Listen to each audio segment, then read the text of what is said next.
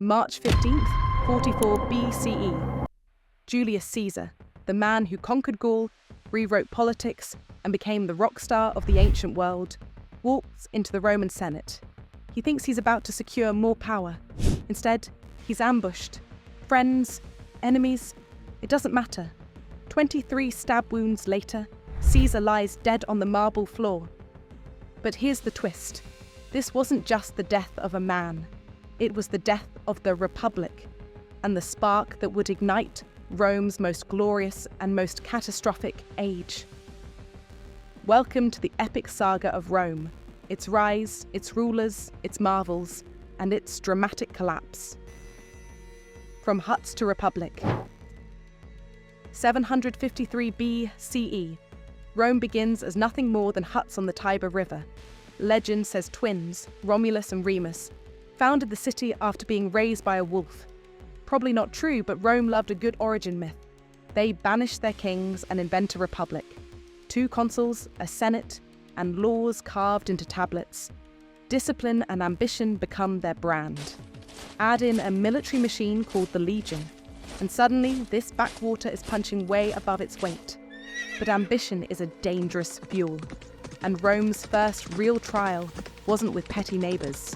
No, it came from an enemy so bold, he decided to invade Italy with an army of elephants. And what happened next was so insane, it nearly erased Rome before it even began. The Punic Wars and Hannibal. Enter Hannibal Barca. This guy decides the best way to fight Rome is to march war elephants over the Alps. Crazy? Yes. Brilliant? Also yes. At the Battle of Cannae, Hannibal wipes out 50,000 Romans in a single day. It's one of the most devastating defeats in history. Rome should have collapsed. Instead, they adapted. They learned. And eventually, they crushed Carthage so hard, they allegedly salted the earth so nothing would grow. Petty?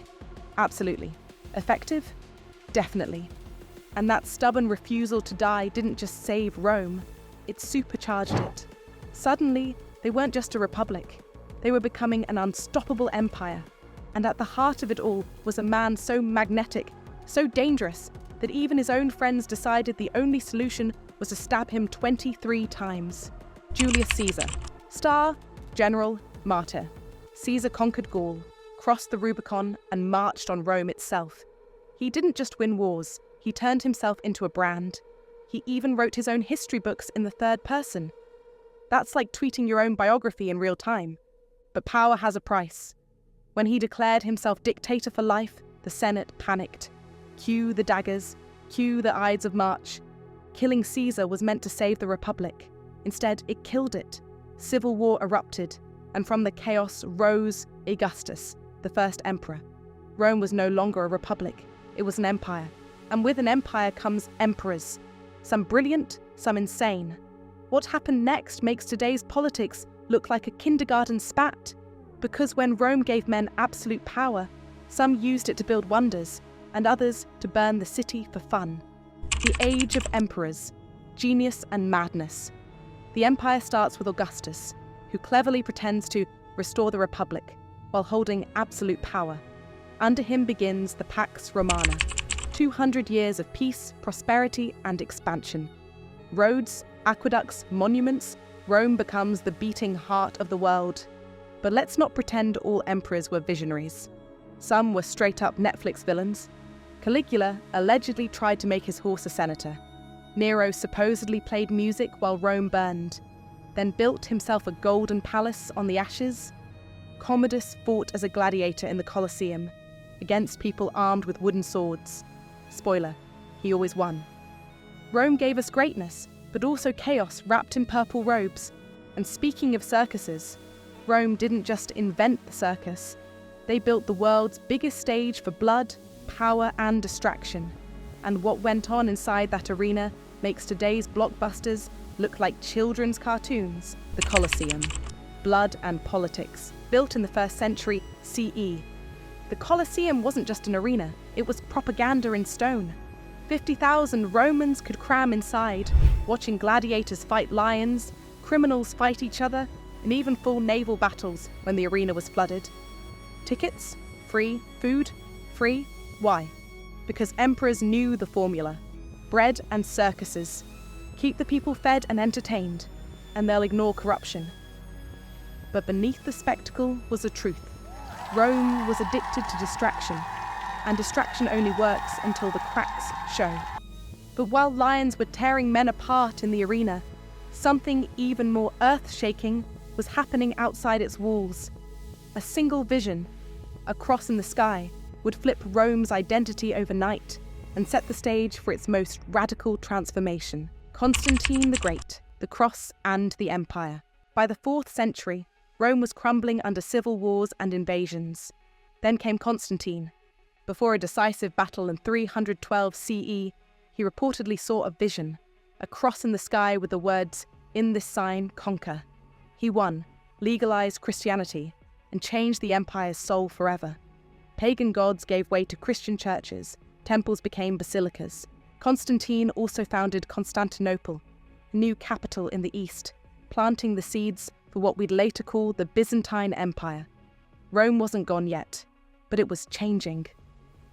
But let's zoom out, because Rome wasn't just emperors and battles.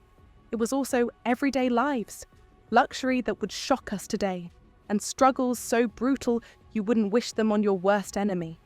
And those lives, they tell us exactly why Rome was both unstoppable and doomed. Daily life in Rome, luxury and struggle. The rich live in marble palaces with heated floors, feasting on exotic delicacies. The poor cram into fire-trap apartments and pray the rent collector doesn't show up.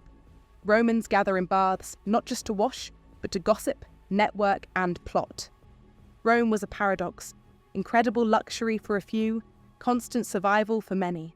But no amount of gossip, wine, or gladiator games could mask the cracks spreading through the empire.